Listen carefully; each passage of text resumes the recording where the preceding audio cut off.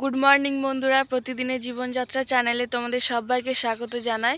বন্ধুরা, আজকে 24শে ডিসেম্বর, আর 24শে ডিসেম্বরটাও আমাদের কাছে খুব গুরুত্বপূর্ণ একটা দিন। আর সেটা তোমরা বিকেল হলেই দেখতে পাবে, কিন্তু আমি সকাল থেকে ব্লগটা শুরু করেছি। আর আমি নদী পাড়ে চলে এসেছি, কারণ একটা কাজ ছিল সেই জন্য। আর নদী পাড়ে কিছুটা দৃশ্য আমি তোমাদেরকে দেখাবো। বন্ধুরা, এখানে নদীর যে দৃশ্যটা দেখাচ্ছি অনেকটা জুম করেই দেখাচ্ছি। অনেক দূরে কিছু ছোট ছোট কালো কালো আছে, ওগুলো হচ্ছে যে নৌকা। এখন নৌকা চলে কিনা জানি না, হয়তো মাছ ধরার জন্য নৌকাগুলো রেখেছে। আর নদীর জল একবারে সুতোর মতো হয়ে আছে। আর একটা জিনিস দেখাবো তোমাদেরকে, আর সেটা হচ্ছে এখানে একটা আবর্জনা স্তূপ আছে, কিন্তু এটা আবর্জনা স্তূপ নয়। নদীর জলে যে ভেসে আসা জ্বালানিগুলো, এইগুলো কেউ জড়ো করে রেখেছে নিয়ে যাওয়ার জন্য।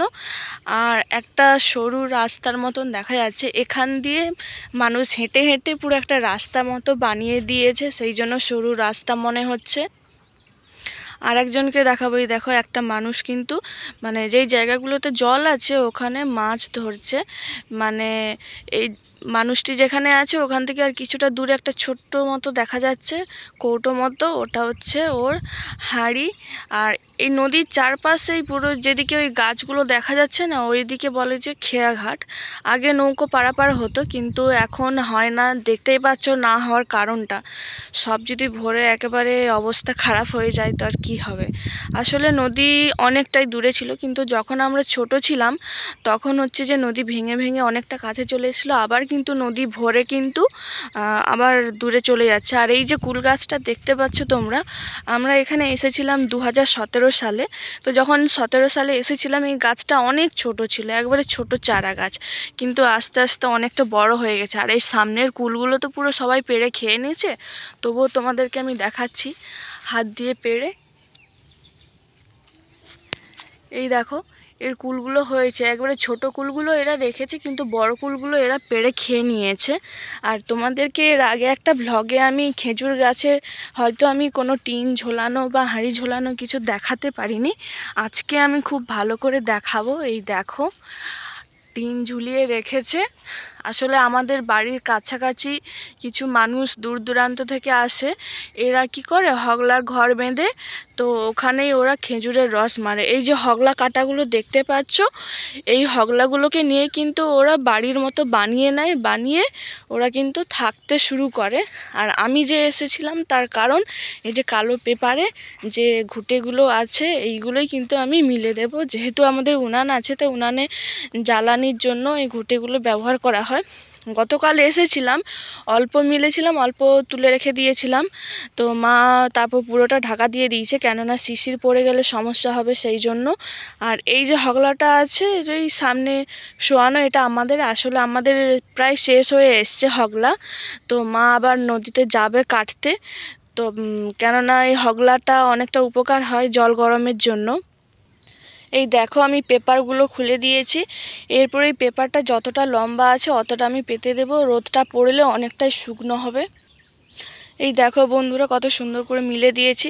আরও ভালো করে মেলা যেত, কিন্তু আমার কাছে সময় নেই, আরও অনেক কাজ আছে, সেই জন্যই যতটা পেরেছি মিলেছি। আর দুদিন পরে তো এখানে আসাই যাবে না, কারণ দুদিন পর বলতে কি, আজকে তো 24শে ডিসেম্বর, কালকে 25শে ডিসেম্বর, তো কালকে আর আসাই যাবে না। এগুলো পুরোটা পিকনিক স্পট হয়ে যাবে, কেননা চারদিকে পুরো ফাঁকা।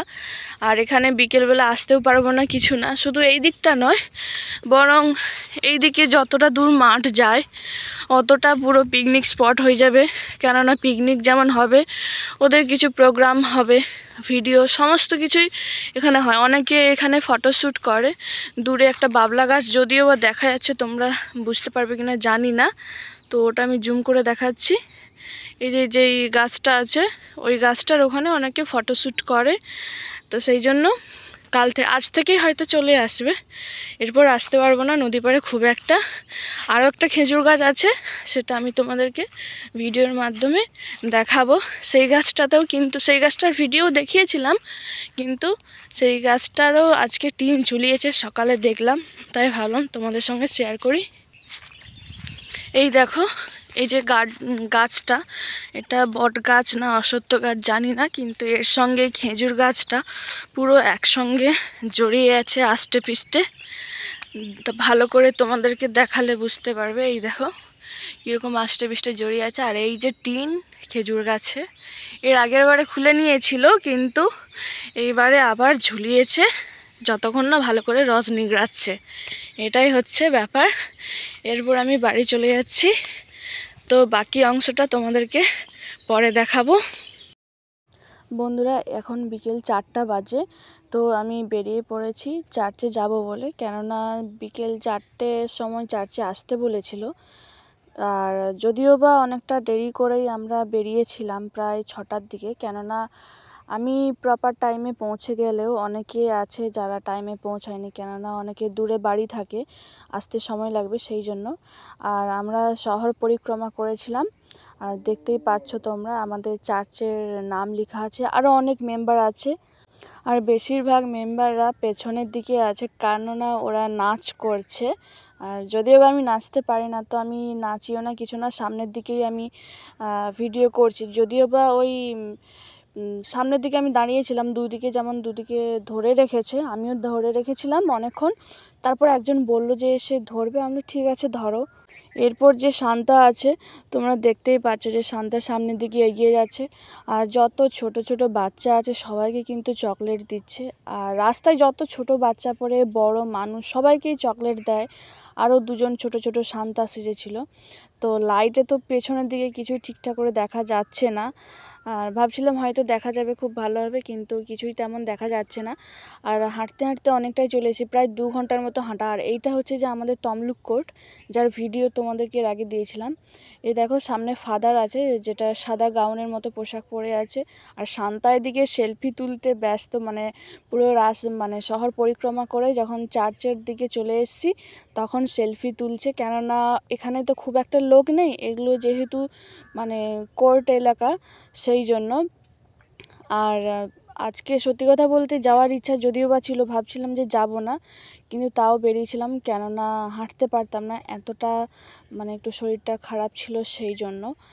আর অনেকে অর্ধেক রাস্তায় বাড়ি চলে গেছে, কেননা বলেছিলাম যে অনেকে দূর দূর থেকে আসে, সেই জন্য অনেকে বাড়ি চলে গেছে। আর আমরা যারা খ্রিস্টিয়ান আছি, আমাদের কাছে 24শে ডিসেম্বর 25শে ডিসেম্বর এই দিনগুলো আমাদের কাছে খুবই গুরুত্বপূর্ণ। আর তার থেকেও বেশি ভালো লাগে যখন 25শে ডিসেম্বর মানে চলে তো আসে, ওটা তো ভালো লাগে, কিন্তু যখন ডিসেম্বরের 1 তারিখ চলে আসে খুব ভালো লাগে, মানে তখন একটা আলাদা অনুভূতি হয় আর কি। আর দেখতেই পাচ্ছ যে রাত্রিবেলায় চার্চটা কেমন লাগছে দেখতে, অনেক সুন্দর লাগছে যদিও বা আমার কাছে বাইরে। আর ভেতরেও অনেকটা সাজিয়েছে। আর ভেতরে হচ্ছে যে অনেক রান্নার বাসন টাসন আছে, কেননা আগামীকাল হচ্ছে যে রান্নাবান্নার সমস্ত কিছু হবে দুপুরবেলার আয়োজনের জন্য, সেই জন্য এইভাবেই রেখেছে। তারপরে এসে সবাই আমরা চাটা খেয়ে দিয়ে তারপর যে যার বাড়ি চলে গেছিলাম। তো বন্ধুরা, এখানেই আমি আমার ব্লগটা শেষ করছি। আর আমার ব্লগটা যদি তোমাদের ভালো লেগে থাকে তাহলে অবশ্যই আমার চ্যানেলটি সাবস্ক্রাইব করে পাশে থেকো। আর যারা আমার চ্যানেলটি সাবস্ক্রাইব করেছো তাদেরকে অসংখ্য ধন্যবাদ জানাই। আর দেখা হচ্ছে পরবর্তী একটা নতুন ব্লগে। আর আগামী 25শে ডিসেম্বরের ব্লগটাও আমি তোমাদের সঙ্গে শেয়ার করব। ততক্ষণ তোমরা সবাই সুস্থ থেকো, ভালো থেকো।